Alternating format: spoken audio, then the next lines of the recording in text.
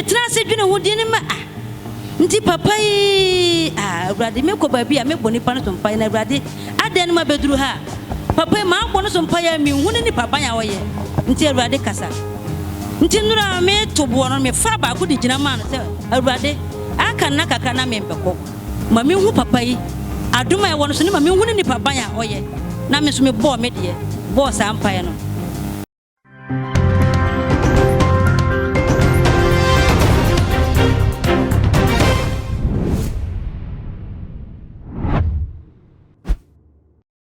Order for more kwaba edi back too much GH so best yourself unsubscribe e wa channel so e subscribe na me a adoma so amase upload video bi a we di kan ya onsa betimi aka sa video ni bi na what's in common prophet Abednego e video bi e trend se free nyame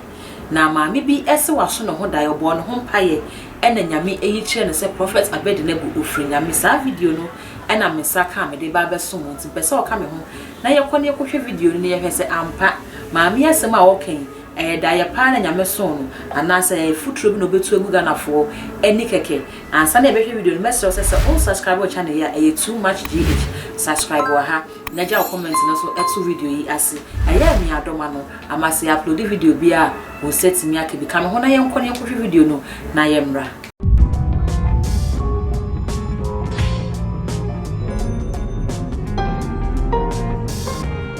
Mystery TV.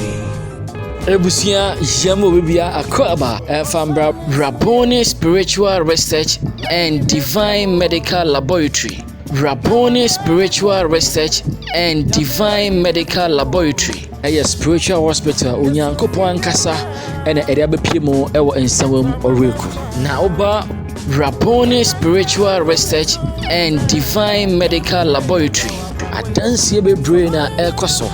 obibia odene haw abebia no enya na yaresa amane haw na so eto etwa ene se wotimen kadia ne me kamfo Rabboni Spiritual Research and Divine Medical Laboratory ade ma esanse hona ne yare ene ohaw na last stop onua bia we ne dey kan ya wote Rabboni Spiritual Research and Divine Medical Laboratory me pa jo said ya wo yare a wo ko hospital ama doctor for show na omo yo lab na enu echi no omo samma we eduru nomro sanso ana Rabboni Spiritual Research and Divine Medical Laboratory also your spiritual hospital and this about Rabboni Spiritual Research and Divine Medical Laboratory. Oba spiritual hospital oba ye be your spiritual lab ni ahwe niema how sunsun wiase na enu echi no nyame akua asanso apenwo aduro so e de ama Rabboni Spiritual Research and Divine Medical Laboratory. Prophet Dr. Abednego edano ewo nsawam oreku Liberty na adanse bebre na ekoso ewo hono na emra yeduirie Yanko ni yanko hwe adanse a amanfo edi momde yare baaye enwo atom omomde awaresem ene ohaw bi abaaye no ohaw no to etwa na adanse yi de ebebu adwen ene ntiase so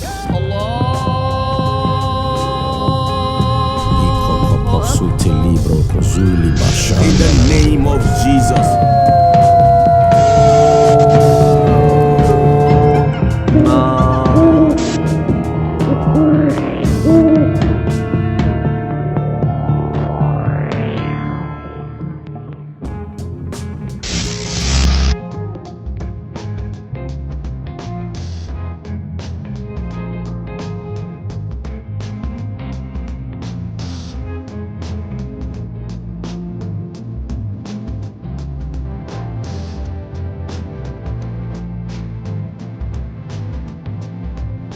So mitna ha na me da erade ase to amre bebre ni na mabrabon ko yi na djuma so ka so bia mi huso ana me de bedane erade se omboa me ti na nansa na nam ye papa so me erade adana di akere me ti mitna ha de erade ase. Amen. Hallelujah. Misu mitna ha me de erade ase program here ya start here misu me de me hu shebu bi na mesuwa ba ku bia oyo beifu ankasa Jesse or sorry no pe bia penu akotena ye fie gate ano obi obeba fie no mu bia na ote ho na ohwe nti ebra ye kwakọ ware no ye koduru ye no se ya gate ni ye mienu me papa yo hene nti ye fa different one no o se ya mfa ho ambetia ne ntinu wa hu ye nti awale no onji ntum na nshranka nyankopon me wo had last week Monday no mo frɛ ye se ma me ne yare na ne ba se mo mfa ne mbra lakeside wo ha se nti no mo de ne ba aha na me se Awurade me ba na me se kingdom nyame Miss wa we do yo before into we dia me mpese ye pesa di ni padua akọ ye kuro mu kuro na mbom ye mfa ne fu emfa nkọ ye kuro safi Awurade me to wa so wan wu Amen. Bon se ma Yesu Kristo. Eye. Mo se Yesu. Hallelujah. Me di master be de nyame. Nyame aya ma me. Afi no. Me papa aya me otiso oba. Na baby amiko eko ji edro se emboa me na menyama no na enye duro na eyewuo a menyama eyira nyina no eyewuo na mo pema me entina sa nyama nyina ayire fafre me nkyai nti me da kingdom nyakopon se waje me kra every ewuo nsem Mo se Yesu mo ne adansie ne dɔson